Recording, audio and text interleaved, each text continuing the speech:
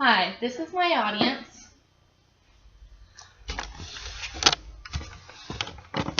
My name is Jordan Barnett, and I am presenting this speech to you to persuade to you that abortion is wrong and that there are other ways to take care of unplanned pregnancies. How many of you have ever heard somebody talk about abortion or even considered having an abortion yourselves? The amount of abortions in America are on the rise, and your parents may have even considered it themselves. In high school, one of my friends made some wrong decisions that led to an unplanned pregnancy. She aborted the child and made the same decisions, and now a year later has a baby herself. It is important to me that others are aware of God's view on abortion. Abortion is in direct conflict with God's values as it relates to human life, and there are alternative actions that need to be taken for these unplanned or unwanted pregnancies.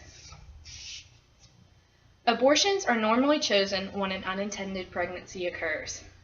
An unintended pregnancy can be defined as pregnancies which at the time of conception are either mistimed or miswanted. Out of all the pregnancies that occur in America each year, about half are unplanned or unwanted. This chart shows a list of pregnancies by intention. About 52% of pregnancies in America are intended, which is in the dark orange. In the lighter oranges, there's the miswanted and mistimed pregnancies, which lead to about 47%. Out of the 6.7 million pregnancies each year, about 3.2 million are unwanted and will be aborted. Out of all the pregnancies that happen from unwed women, 59% of them are unintended, according to the National Center of Health Statistics. Not only is abortion wrong, it is clearly stated in the Bible and the Alvin textbook of things that God values to prove this point. God places high value on human life, family, and sexual purity, and he loathes sexual activity that is premarital. In Exodus 20:13, it states, "You shall not kill." This is one of the 10 commandments and stresses God's value on human life. There are other ways to take care of unplanned pregnancies.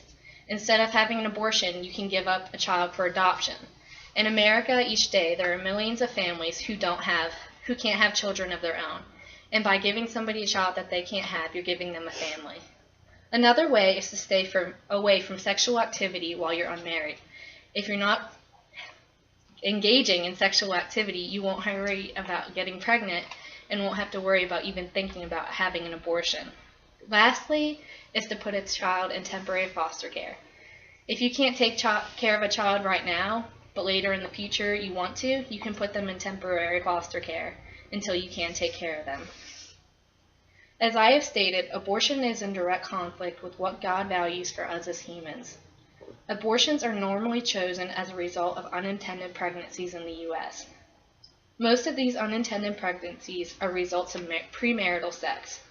As you can see, there are alternatives to abortion, which include adoption, not engaging in sexual activity while unmarried, and temporary foster care. By adhering to God's value on sexual purity, you can take a big step in avoiding a decision that would even lean towards abortion. I would like to leave you with a quote by Hillary Clinton, which states, "I for one respect those who believe with all their hearts and conscience that there are no circumstances under which any abortions should ever be available." This quote embodies God's value for human life. Thank you.